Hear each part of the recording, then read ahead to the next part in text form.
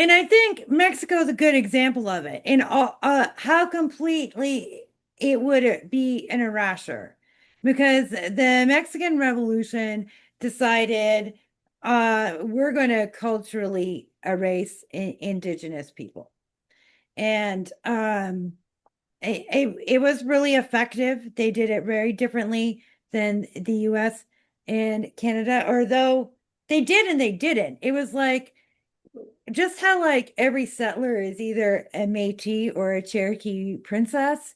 Mexico's all right. We're all kind of somewhat indigenous. They're gone.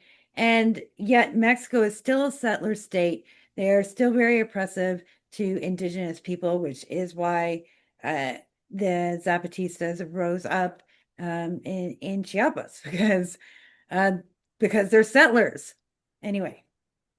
And this is why the Zapatistas gave a middle finger to Obrador and his student Claudia, who's merely a populist Calvinist who whitewashes indigenous struggles by parading indigenous people here and there, who's interested and does hire, who's interested in development projects like across the Lacundana jungle, who's hired paramilitaries to annihilate the Zapatistas and hence their entire restructuring and reordering, particularly over this past couple of years, and so on and so forth, right? With a feminist gaze, with a feminist twist, if you will.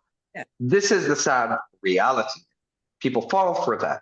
The fact that a change of operator does not alter the structure. Mexico is a separate state, right?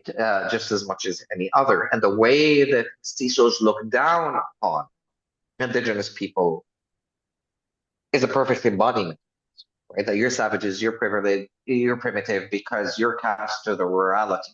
Despite the fact that when you enter Oventique, the first sign that you see is La Realidad. This is actually the reality. Whatever you came from is actually a facade, is a mirage. It's just smoke and mirror.